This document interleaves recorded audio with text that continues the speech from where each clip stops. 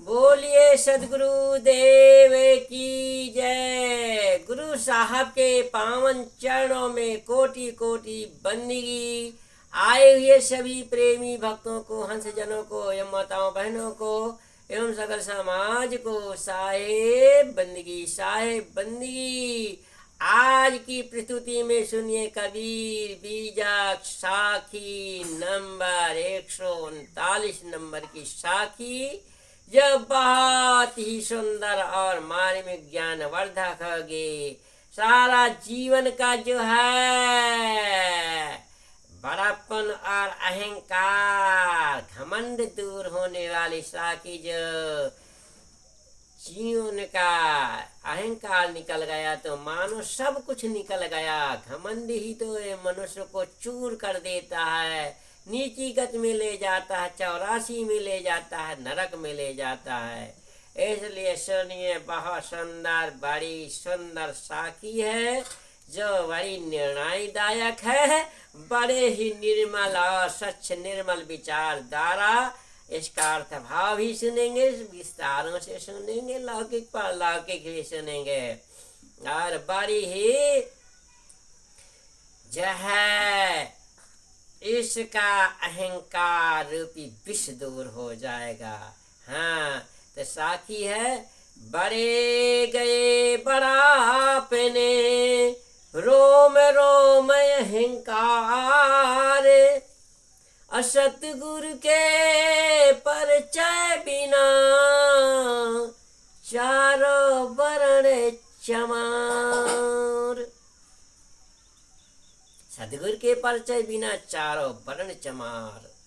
इसलिए साहब कहते हैं, क्या कहते हैं, सुनिए सुनिए, बहुत ही ज्ञानवर्धक अर्थ है इसका, जो आप सुन लेंगे तो जीवन धन्य हो जाएगा और जान जाएंगे, और यदि मान जाएंगे तो जीवन निर्मल हो जाएगा, पवित्र हो जाएगा।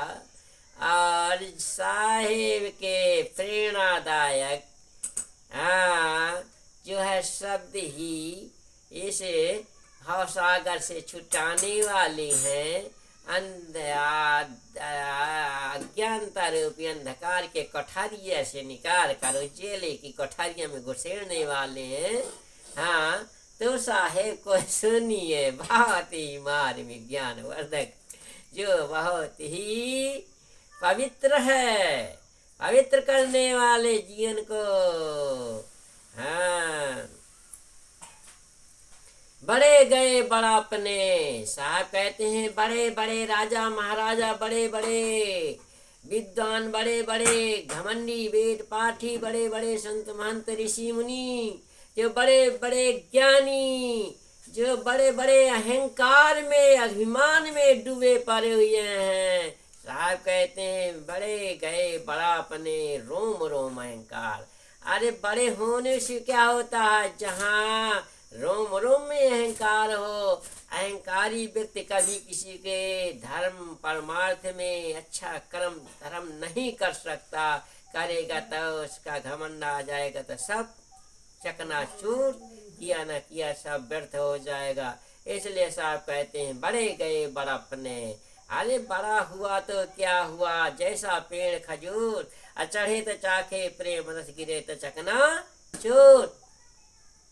खजूर का पेड़ होता है, लंबा होता है, मगर यदि चढ़ गया तो जरूर खजूर के फल खाने को मिल जाएंगे, और गिर गया तो चकनाचूर भी उड़ जाएगा।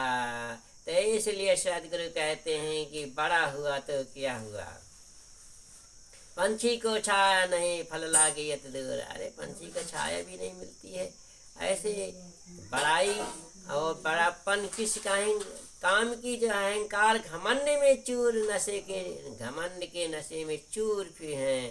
तो साहब कहते हैं, सदगुरु के परिचय बिना, यदि सदगुरु का, सच्चे सदगुरु का, सच्ची आत्मा का, परमात्मा का, सतस्वरूप जीव का ज्ञान नहीं है, तो चारों वर्ण चमार, चारों वर्ण चमार। वर्ण जो वर्णन नहीं कर पाता, ज्ञान निवेरा नहीं करता, वो वर्ण चमार, ये चमड़ा तो सबके पास है, चारों वर्णों के पास चमड़ा है, इसलिए सामने चमार कह दिया। चा मा रे, तो चमड़ा का तो सारा संसार बना हुआ है, तो चमार तो सब कोई है। कोई यहाँ नाम रखाने से कोई ठाकुर ब्राह्मण बढ़िया सा शूद्र नहीं बन जाता है कि किसी को कह दे ये ब्राह्मण ये क्षत्रिय वैसे शूद्र है ना।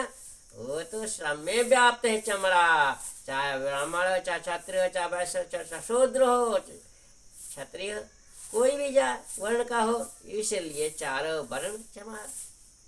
कहने में समझने में बूझने में फेर है, फेर फेर का जाने तो फेर न आवे इस संसार में, तो फेर का जाना सदगुरु की वाणी बहुत अटपटी है, अटपट वाणी को जानता है वो झटपट से लख लेता है और लख के इस जावा गमन के जाल से छूट जाता है। कितने बड़े कहलाने वाले अपने अपने मिथ्या बड़प्पन के मद में नीचे गिर गए, क्योंकि उनके रोए रोए में अहंकार, रोमा रो में अहंकार भरा था। सदगुरु के द्वारा स्वरूप ज्ञान पाए बिना दैहिक बुद्धि रखने वाले चारों वर्ण के लोग चमार हैं, क्योंकि उनकी समझ चाम की देह तक ही है। यदि चाम की देह तक समझ है तो चमार है, और इस चाम की देह से आगे चलने वाला विवेकी ज्ञानी वही ब्रह्म ज्ञानी है, वही ब्राह्मण है। इसलिए इस चमड़े को वरना मत लखो, वर्ण को मत लखो, वर्ण से आगे चलो तब आप ब्रह्म ज्ञानी है। बोलिए सदगुरु देव की।